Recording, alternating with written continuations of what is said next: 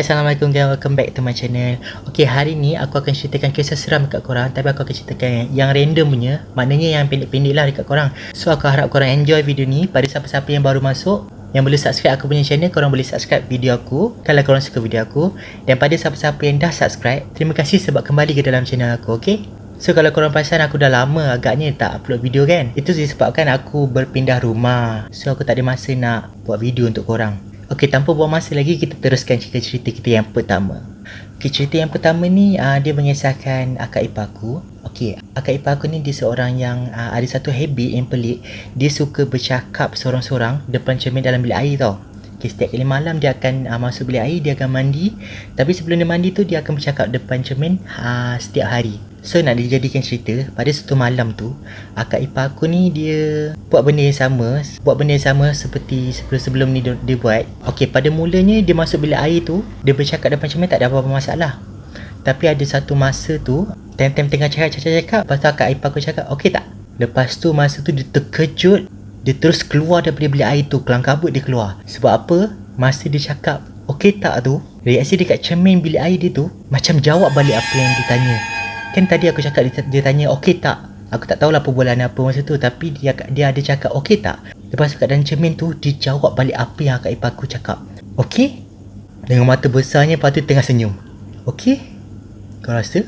Okey, cerita yang kedua ni akak ipar aku juga. Dia ni seorang yang tidur dalam bilik seseorang tau. Okey, dia ada satu bilik khas untuk dia. Okey, aku bagi tahu bilik dia macam mana. Okey, ni pintu. Contoh dia ni pintu. Depan pintu dia ni adalah katil dia. Katil dia ni menghadap pintu. So maksudnya dia baring, dia menghadap pintu lah. Depan dia baring, dia buka mata, depan dia pintu. Dekat sebelah kiri katil dia ialah tingkap untuk pandang keluar lah. Tingkap tengok keluar lah. Okey, belah kanan katil dia adalah meja solek dia dengan ada satu kerusi. Okey, dia pun malam tu tidur macam biasa. Dia tak ada fikir apa-apa yang menyeramkan. So macam biasalah dia tidur kan. Selalu kalau macam kita tidur, kita akan beralih-alih tempat kan, ke kiri ke kanan kan. Okey, waktu tu dia tidur, dia menghadap tingkap tau, belah kiri. So dia tidur, dia mengereng, dia tidur kan. Okey, waktu tu pula dia rasa dia nak betulkan badan dia. Dia nak menghadap ke meja solek pula. Okey, waktu dia nak menghadap ke meja solek tu, dia pun pusing. Dia buka mata sikit. Lepas tu dia alihkan balik pandangan dia ke tingkap sambil melihat. Lepas tu dia tarik selimut, tutup. Masa dia toleh tu, dia nampak ada satu lembaga putih perempuan tengah duduk dekat atas kerusi dia tu, and then pandang dia tidur sambil senyum. Masa tu dia tak nak benda tu tahu dia bangun. So dia pun buat-buat lah mengeliat. Dia tutup lah selimut dia pakai dia tutup lah muka dia pakai selimut. Masa tu ya Allah, dia cakap kat aku, dia rasa amat takut sebab dalam bilik dia tak ada siapa-siapa selain dia seorang saja.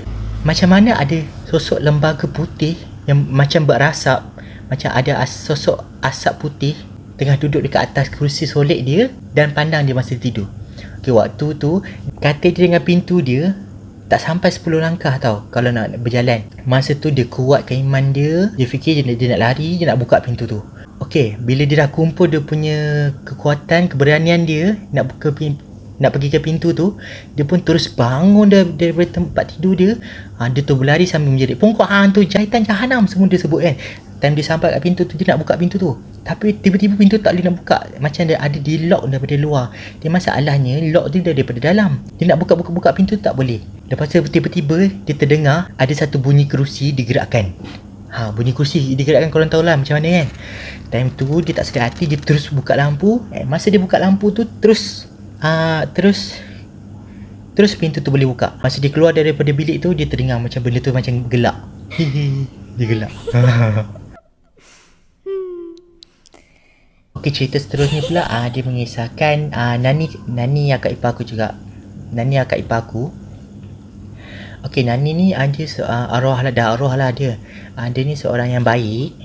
Tapi ada satu makcik ni, makcik akak ipar aku lah. Dia suka marah Nani aku ni tanpa sebab. Tak tahu sebab apa.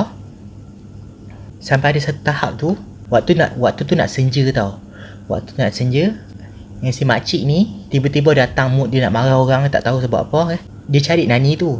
Dia nampak pula Nani tu dekat belakang rumah, dekat boyan, dekat satu boyan tau. Kat belakang rumah kampung kat Penang ada satu boyan. Nani ni memang suka duduk kat boyan tu waktu maghrib. So makcik ni pergi sana.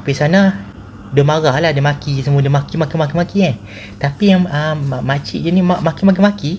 Yang si Nani ni, dia pandang je makcik ni. Dia pandang je dengan mata besar macam ni. Lepas tu sambil senyum, kau tahu tak? Ni lah. Orang tu tengah marah, boleh pula orang yang kena marah tu senyum kan macam ni.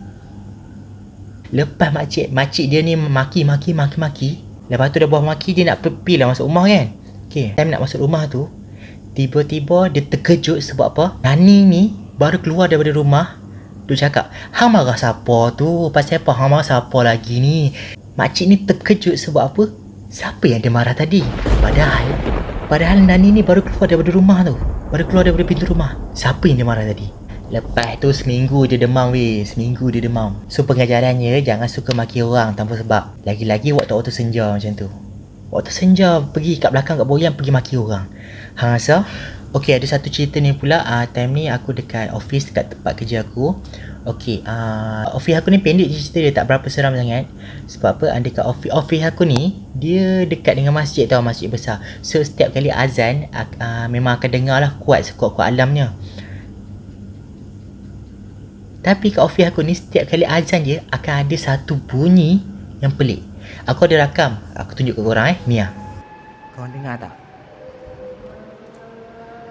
Setiap kali azan dekat aku punya office akan ada bunyi ni. Aku tak tahu bunyi apa.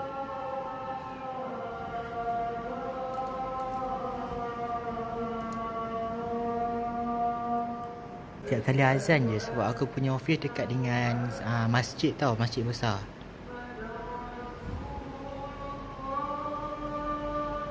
Aku tak tahu orang kena rasuk ataupun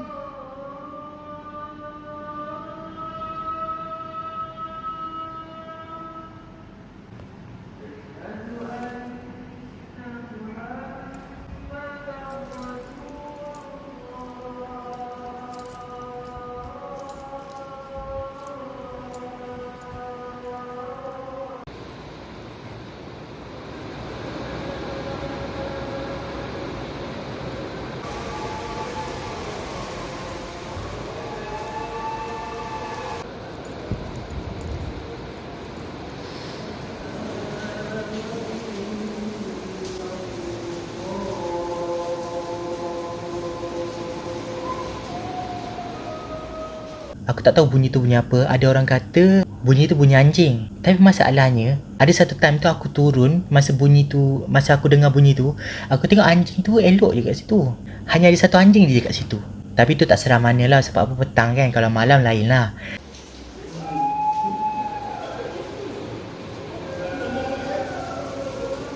So apa pendapat korang? Itu bunyi apa sebenarnya? Sebab apa, setiap kali azan saja akan ada bunyi tu. Ada satu time tu aku dengar dia menangis, tapi aku tak rakam masa tu. Sebab apa, bateri phone aku dah habis masa tu. So aku tak boleh nak rakam. Ada cerita yang dekat rumah lama aku ni selalu dengar bunyi Cik Ponti, Milai. Lepas tu ada penampakan bunjut. Tapi dekat situ memang kawasan dia. Aku dah cerita dah dekat cerita sebelum ni yang kaki aku kena tarik masa aku tidur tu. Kalau boleh tengok dekat atas, sini ke sini, aku tak pasti. Sini aku rasa. Korang boleh tengok video tu dulu kalau korang nak tahu. Ada satu cerita ni lagi. Ni abang aku ceritakan dekat aku. Dulu masa dekat rumah lama, sebelum kita orang pindah, dia pernah ada satu malam tu, sebelum dia nak tidur, dia tiba-tiba dia terdengar ada macam bunyi tapak kaki berlari dekat ruang tamu tau. Setiap kali nak tidur, dia mesti akan ada bunyi tapak kaki berlari kat ruang tamu. Macam kaki budak kecil-kecil dia dengar dia. Dan satu time tu, abang aku ni, dia tak puas hati. Malam tu dia tidur tak tutup pintu. Okay, time dia tidur tengah mamai tu, tiba-tiba dia terdengar bunyi tapak kaki tu. And then dia buka mata sikit. Dia macam ada nampak kelibat budak kecil berlari ke arah dapur. Dan sampai sekarang abang aku tak tahu apa benda tu. Tapi hampir seminggu jugalah benda tu mengacau. Lalas